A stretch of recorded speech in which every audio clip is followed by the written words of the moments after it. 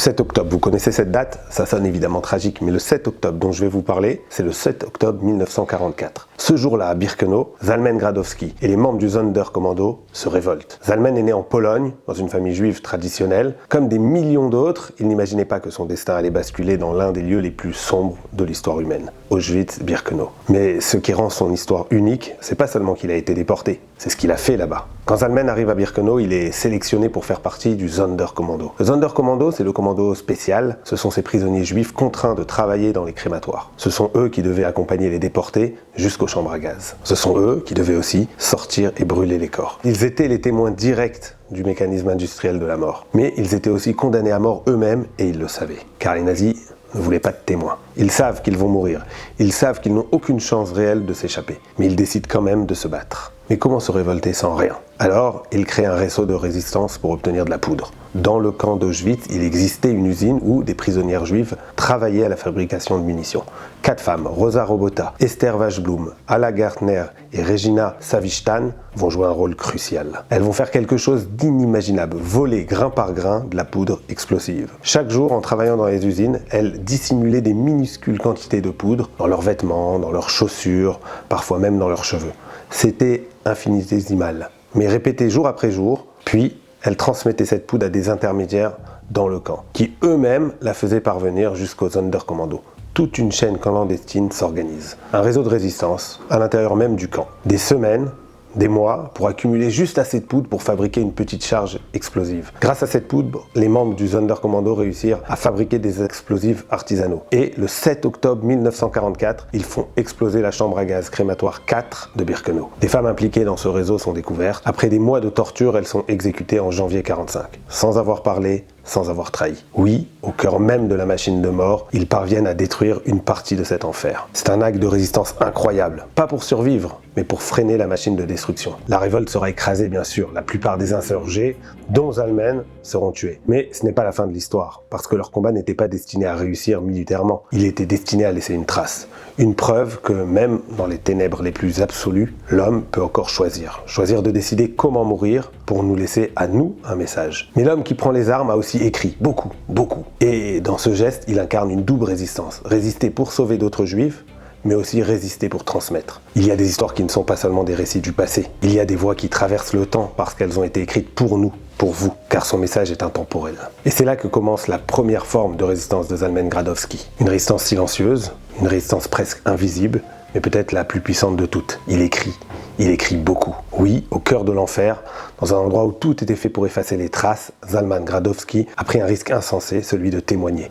Il écrit en yiddish, il décrit ce qu'il voit, il raconte l'indicible, les convois, les cris, les chambres à gaz, les flammes, mais il ne se contente pas de décrire, il parle aux générations futures. Il nous parle. Et voilà ce qu'il écrit dans l'introduction de son livre. « Cher lecteur, j'écris ces mots aux heures de mon plus grand désespoir. Je ne sais ni ne crois que je pourrai jamais lire ces lignes après la tempête. Qui sait si j'aurai le bonheur de pouvoir un jour révéler au monde ce profond secret que je porte dans mon cœur. Qui sait si je pourrai jamais revoir un homme libre, si je pourrais lui parler. Il se peut que ceci, ces lignes que j'écris, soient les seuls témoins de ma vie d'autrefois. Mais je serai heureux si mes écrits te parviennent. Libre citoyen du monde. Une étincelle de mon feu intérieur se propagera peut-être en toi, et tu accompliras dans la vie au moins une partie de notre volonté.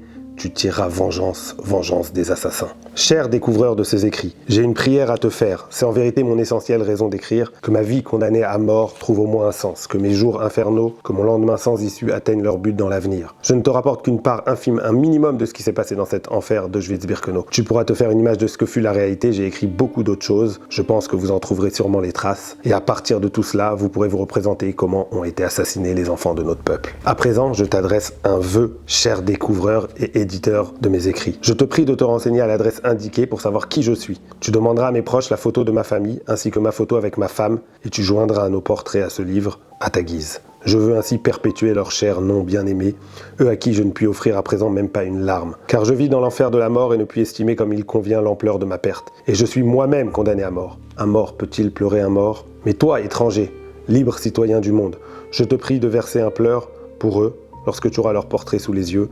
Je leur dédie à tous mes écrits. Ceci est ma larme, ma plainte sur ma famille et sur tout mon peuple. Je veux ici t'énumérer les noms de ma famille. Ma mère Sarah, ma sœur Libé, ma sœur Esther Rachel, ma femme Sonia Sarah, mon beau-père Raphaël, mon beau-frère Wolf. Ils ont péri le 8 décembre 1942 gazés et brûlés.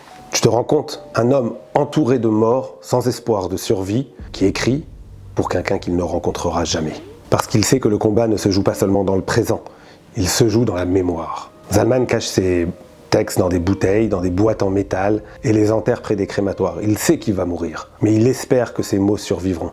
Et ils ont survécu. Après la guerre, plusieurs de ces manuscrits ont été retrouvés dans le sol de Birkenau. Des mots écrits au milieu des cendres, des mots sortis littéralement de la terre, et c'est là qu'on doit s'arrêter un instant. Parce que ce geste, écrire, ce n'est pas juste un acte personnel, c'est une mission. Zalman Gradowski comprend une chose essentielle. Les nazis ne voulaient pas seulement tuer les juifs, ils voulaient aussi effacer jusqu'à la preuve de leurs crimes.